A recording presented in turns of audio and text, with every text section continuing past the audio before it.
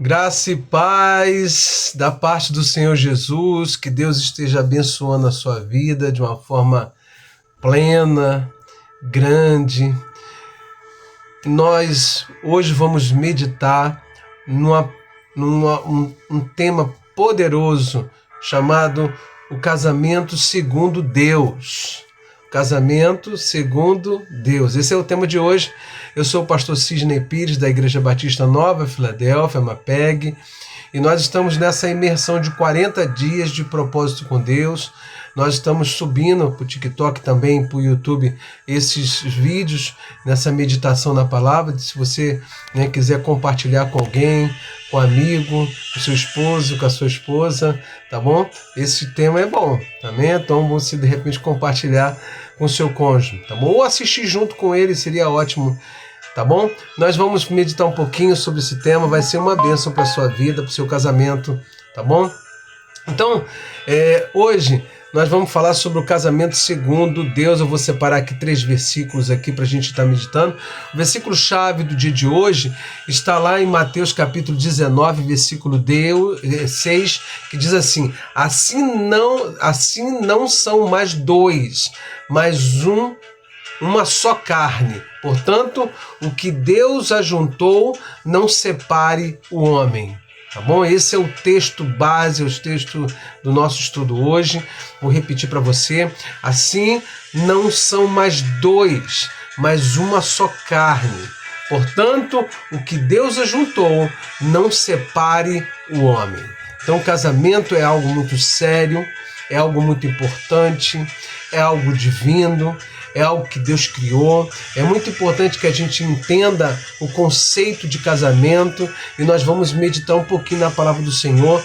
Eu separei alguns versículos aqui para a gente estar esmiuçando sobre esse assunto, tá bom? Então, antes de nós lermos aqui, o casamento ele não foi criado pelo homem, foi estabelecido pelo próprio Deus, tá bom? Então, desde o princípio, Deus apresentou o casamento como uma aliança entre o homem e uma mulher, fundamentado no amor, no compromisso, na fidelidade, no companheirismo. Então, o propósito de Deus para o casamento foi muito mais além do que simplesmente viver juntos. O casamento deve ser um relacionamento no qual o marido e a mulher crescem juntos, servem a Deus, sofrem as dificuldades unidos, constroem uma família segundo os princípios da palavra de Deus, tá bom? Então o texto que a gente vai usar aqui, primeiro versículo que nós vamos ler, ele é um pouquinho grande, extenso, que eu vou usar 3 versículos aqui, mas é importante que eu leia junto com você aqui, tá bom? Então o cristão precisa se voltar à Escritura para descobrir não apenas como ter um casamento feliz, mas como construir um casamento que honre a Deus, tá bom? Então o primeiro texto aqui que nós vamos ler está lá em Gênesis capítulo 2, versículo 18, 21 ao 24, tá bom? Então eu vou ler Gênesis capítulo 2, versículo 18, aí depois a gente pula para o 21 e vai até o 24, tá bom? E disse Deus, olha só, acompanhe junto, abra a sua palavra aí, a sua Bíblia, e acompanhe junto. E disse o Senhor Deus: não é bom que o homem esteja só. Far-lhe-ei uma ajudadora idônea para ele. Então o Senhor Deus fez cair um sono pesado sobre Adão, e este adormeceu. E tomou uma de suas costelas e cerrou a carne em seu lugar. E da costela que o Senhor Deus tomou do homem, formou uma mulher, e trouxe a Adão, e disse: Adão, esta é agora osso dos meus ossos e carne da minha carne. Esta será chamada mulher, porquanto do homem foi tomada. Portanto, deixará o homem, preste bem atenção nisso, deixará o homem, o seu pai e a sua mãe, e se unirá à sua mulher, e serão uma só carne. Amém? E serão uma só carne. Olha só, olha a complexibilidade do casamento. Casamento não é eu moro junto, não é bem isso. Casamento é algo muito complexo, algo divino, criado por Deus, é algo, na verdade, muito importante dentro da sociedade, dentro da humanidade, tá bom? Então, o primeiro casamento registrado está aqui, nas Escrituras Sagradas. O primeiro casamento foi Deus que fez. Deus criou a mulher, Deus criou o homem, criou a mulher, tirou a costela dele, fez um sono, e aí depois apresentou: essa aqui é a mulher, né? A sua disjuntora. Então, antes de existir qualquer modelo humano de casamento, Deus já havia estabelecido o seu propósito, tá bom? Deus percebeu que não era bom que um homem estivesse só e providenciou uma companheira adequada para ele. Foi Deus que providenciou uma companheira adequada, tá bom? Então esse foi o primeiro casamento escrito na Bíblia, bem? Que Deus fez. Então, casamento, portanto, não deve ser tratado apenas como um contrato de conveniência, tá bom? Ele envolve mais do que isso. Ele envolve aliança, ele envolve união, ele envolve propósito. É muito importante a gente entender o conceito de casamento.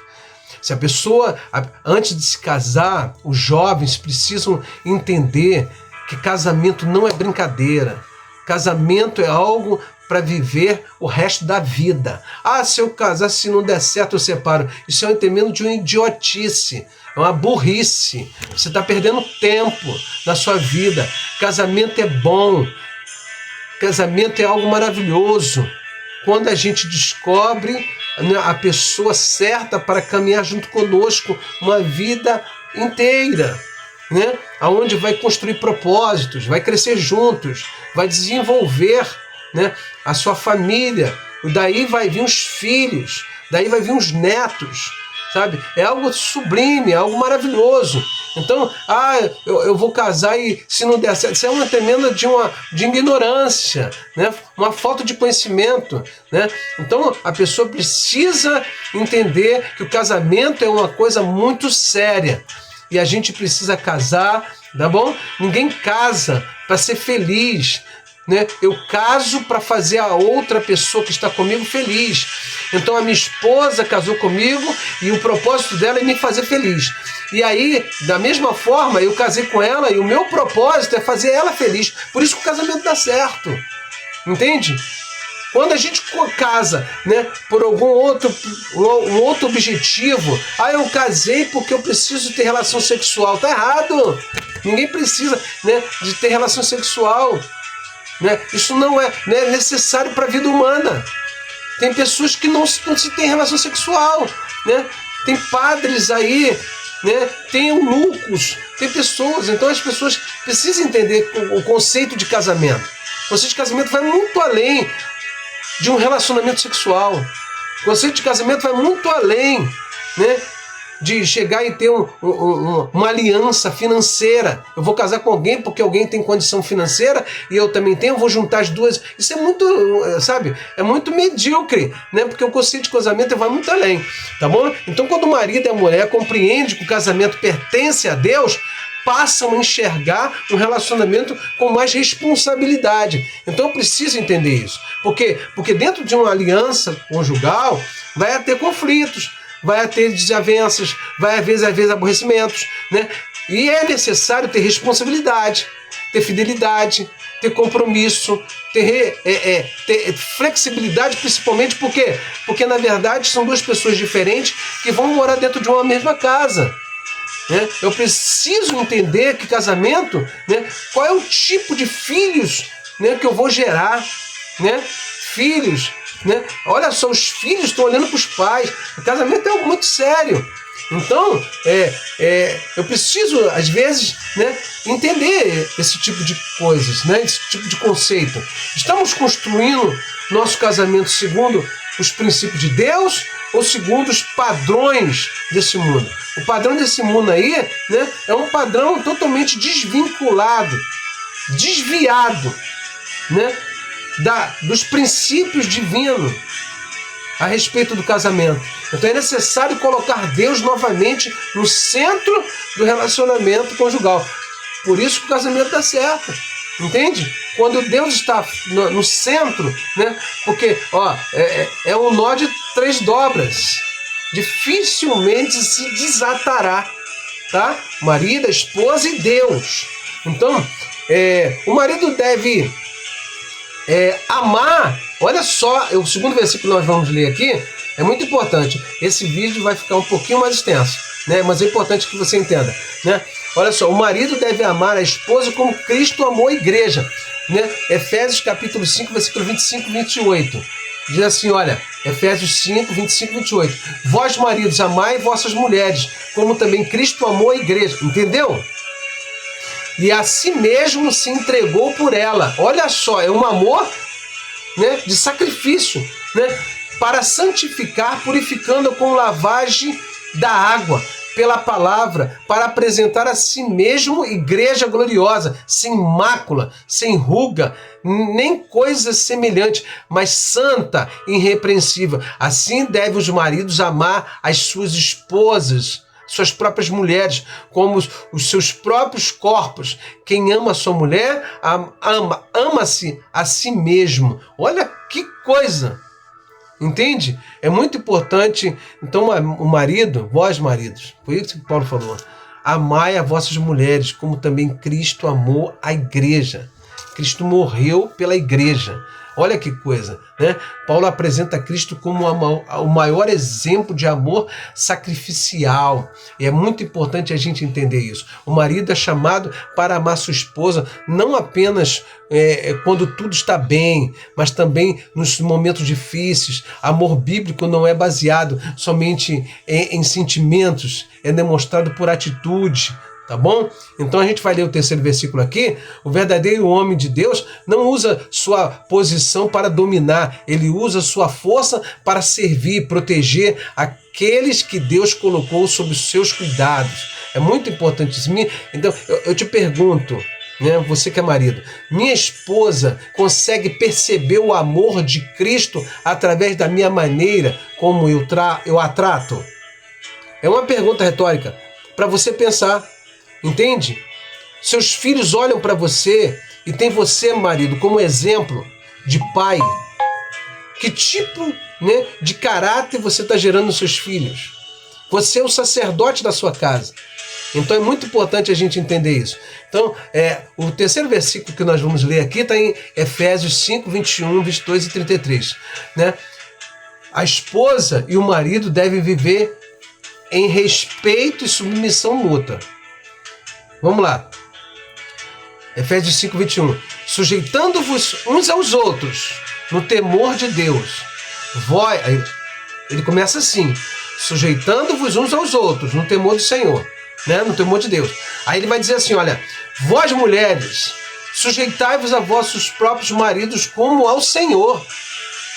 Assim também vós, cada um em particular, ame a sua esposa, a sua própria mulher, como a si mesmo. E a mulher reverencie o marido. Então, antes de falar especificamente sobre papéis do marido e da esposa, Paulo estabelece um princípio fundamental aqui, nesse versículo. Sujeitando-vos uns aos outros em temor a Deus. Então, o casamento segundo Deus não deve ser uma disputa para descobrir quem manda mais. Uma relação do qual o marido e a mulher, né, reconhecem seus papéis, servem um ao outro e procuram agradar a Deus juntos. Isso é que é casamento, tá bom? Então o marido é chamado ao amor sacrificial, enquanto a mulher é chamada ao respeito e à submissão dentro do propósito estabelecido por Deus. Então quando esses princípios são praticados, respeitados, com maturidade, o casamento deixa de ser uma competição e passa a ser uma parceria espiritual. Entende? Então, eu quero te perguntar, será que eu estou mais preocupado em provar que estou certo ou em preservar a unidade do meu casamento? É muito importante isso, né? Então, eu quero trazer algumas lições aqui que a gente aprende nesse tema, tá bom?